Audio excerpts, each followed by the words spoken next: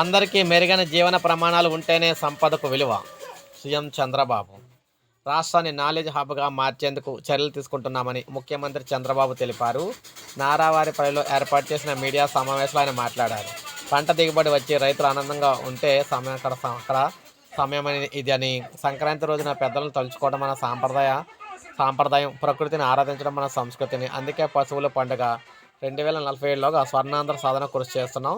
నిర్దిష్టమైన లక్ష్యాల మేరకు పనిచేస్తున్నాం. ప్రతి ఒక్కరికి జీవన ప్రమాణాలు, ఆదాయం పెరగాలి. ప్రతి ఒక్కరూ కూడా ఆరోగ్యంగా, ఆనందంగా ఉండాలి. అందరికీ మెరుగైన జీవన ప్రమాణాలు ఉంటేనే సంపదకు విలువ ఉంటుంది. రాష్ట్ర సంపద పెంచేందుకు కృషి చేస్తున్నాం. అందుకే P4కు ప్రాధాన్యం ఇస్తున్నాం. దాదాపు 10 లక్షల మందిని P4 కింద తీసుకొచ్చాం. మన ఆరోగ్యం, ఆహారం, త్రాగునీరు ఆలోచనలో ఉంటుంది. సంజీవని ప్రాజెక్టును ఈ ఏడాది రాష్ట్రమంతా అమలు చేస్తాం. ప్రతి ఒక్కరి ఆరోగ్యం గురించి రికార్డు తయారు చేస్తున్నాం. సౌర విద్యుత్తును మరింత ప్రోత్సహిస్తున్నాం. అన్ని పంపు సెట్లకు కుసుమ్ కింద సోలార్ పరికరాలు అందిస్తాం. మిగతా కరెంటుతో వాహనాలు కూడా ఛార్జింగ్ చేసుకోవచ్చు. నేచురల్ ఫార్మింగ్కు ప్రాధాన్యం ఇచ్చాం. పంటలకు జీవామృతాన్ని కూడా డ్రోన్ల ద్వారా ఇస్తున్నాం. కేర్ అండ్ గ్రో కార్యక్రమం కింద అంగన్వాడీలకు శిక్షణ ఇస్తున్నాం.